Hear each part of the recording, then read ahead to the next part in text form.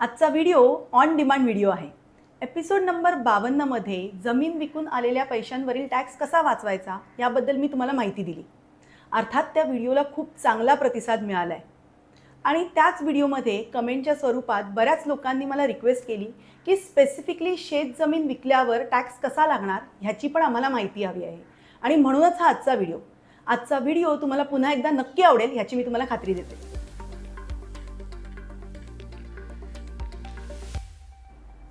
Purchase डीडला मराठीत काय म्हणतात माहीत असेल तर लगेच कमेंट करा। नमस्कार, मी सीए प्रज्ञा शिरधनकर, आर्थिक जागृतीमध्ये तुमचं स्वागत आहे।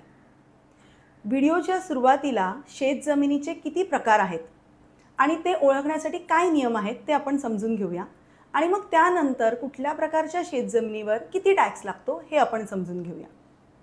आता इन्कम टॅक्स लॉमध्ये शेत जमिनीचे दोन प्रकार आहेत। एक आहे रूरल म्हणजेच ग्रामीण आणि दुसरा आहे अर्बन म्हणजे शहरी।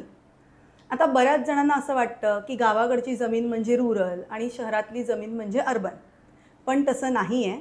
हे शेतजमीन रूरल आहे की अर्बन हे समजण्यासाठी काही नियम आहेत, तर ते नियम आपण पहिले समजून घेऊया।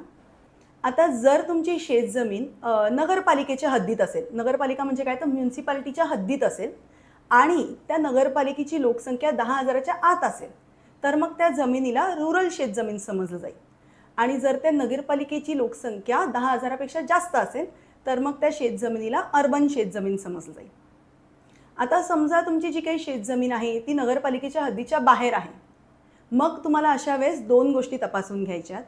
एक की तुमच्या शेतजमिनीपासून जवळपासची जी काही नगरपालिका आहे तिची लोकसंख्या किती आहे आणि दोन नगरपालिकेच्या हद्दीपासून तुमची शेतजमीन किती अंतरावर आहे।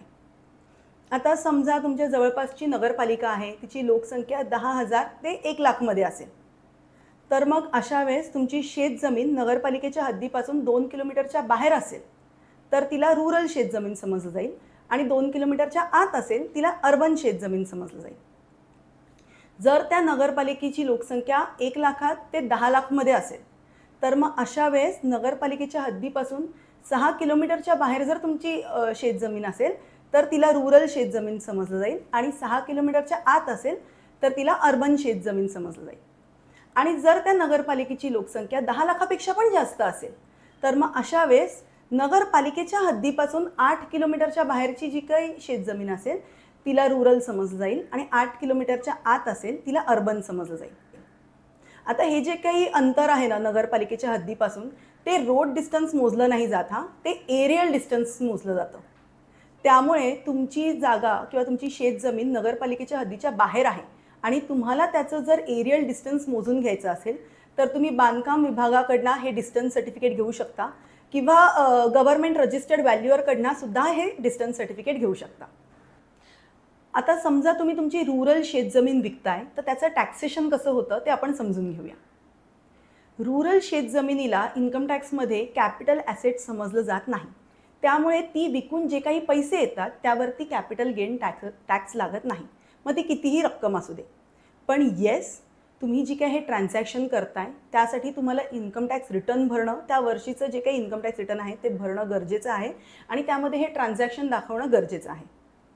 आता आपल्याला माहिती आहे की कुठलीही प्रॉपर्टी विकल्यानंतर जो काही बायर आहे तो त्यावरती TDS करतो, पण जर तुम्ही रूरल शेतजमीन विकत असाल तर बायरला त्यावरती TDS करण्याची गरज नाही आहे। आणि जर तुम्ही अर्बन शेतजमीन विकत असाल तर त्याला कॅपिटल ॲसेट समजलं जातं आणि ती विकून जे काही पैसे येतात त्यावरती तुम्हाला कॅपिटल गेन टॅक्स भरावा लागतो। अर्थात तुम्हाला तिथून त्या जमिनीची खरेदी किंमत किंवा तुम्ही कॉस्ट ऑफ इम्प्रूव्हमेंट काही केली असेल, म्हणजे त्या जमिनीला काही कुंपण घातलं असेल, तिथे लेवलिंग केली असेल किंवा काही झाडांची लागवड केली असेल तर ह्याला कॉस्ट ऑफ इम्प्रूव्हमेंट म्हणतात। तर ती कॉस्ट ऑफ इम्प्रूव्हमेंट आणि खरेदी किंमत वजा करून जो काही गेन आहे त्यावरती तुम्हाला long term capital gain tax भरावा लागतो। आता बजेट जे आलं आहे 23 जुलै 2024ला बजेट आलं आहे, त्याच्या आधी हा टॅक्स 20% होता आणि बजेटनंतर हा टॅक्स रेट आता 12.5% केलेला आहे आणि इंडेक्सेशनचा बेनिफिटसुद्धा आता काढून घेतलेला आहे। इंडेक्सेशन म्हणजे काय हे आम्ही एपिसोड नंबर 59 मध्ये एक्सप्लेन केलेलं आहे। एपिसोडची लिंक स्क्रीनवरती आहे, तुम्ही तो एपिसोड पाहू शकता।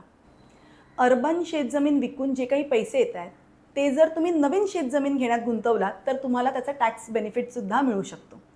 सो मला खात्री आहे की आजच्या व्हिडिओमुळे तुमचा हा प्रश्न सॉल्व्ह झाला असेल की कुठली शेतजमीन ही रुरल आहे आणि कुठली शेतजमीन ही अर्बन आहे. आणि व्हिडिओमध्ये सांगितलेल्या गोष्टी, ह्या सगळ्या गोष्टी विचारात घेऊनच तुम्ही तुमच्या शेतजमिनीचा व्यवहार कराल. तुम्हाला व्हिडिओ नक्कीच आवडला असेल, त्यामुळे तुम्ही आधीच त्याला लाईक केलं असणार आहे. आता ह्या व्हिडिओला जास्तीत जास्त शेअर करा आणि आर्थिक जागृती या आमच्या यूट्यूब चॅनलला सबस्क्राईब करा. थँक्यू.